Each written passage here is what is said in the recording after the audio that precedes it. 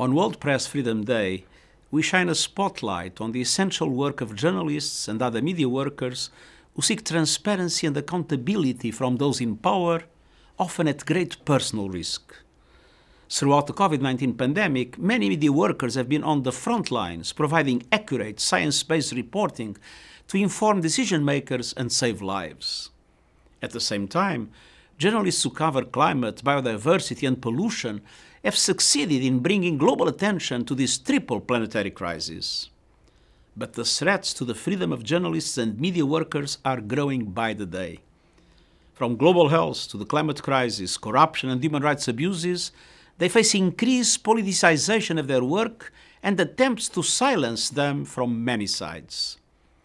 Digital technology has democratized access to information, but it has also created serious challenges. The business model of many social media platforms are based not on increasing access to accurate reporting, but on increasing engagement, which often means provoking outrage and spreading lies. Media workers in war zones are threatened not only by bombs and bullets, but by the weapons of falsification and disinformation that accompany modern warfare. They may be attacked as the enemy, accused of espionage, detained or killed, simply for doing their jobs. Digital technology also makes censorship even easier. Many journalists and editors around the world are at constant risk of their programs and reports being taken offline. And digital technology creates new channels for oppression and abuse. Women journalists are at particular risk of online harassment and violence. UNESCO found that nearly 3 in 4 women respondents had experienced online violence. Hacking and illegal surveillance also prevent journalists from doing their jobs. The methods and tools change, but the goal of discrediting the media and covering up the truth remains the same as ever. And the results are also the same. People and societies that are unable to distinguish fact from fiction and can be manipulating in horrifying ways.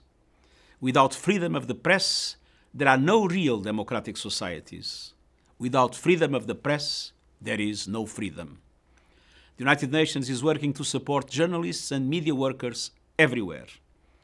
10 years ago, we established a plan of action on the safety of journalists to protect media workers and end the impunity for crimes committed against them.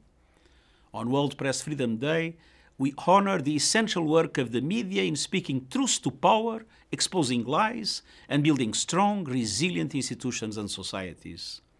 We call on governments, media organizations, and technology companies everywhere to support these crucial efforts. Thank you.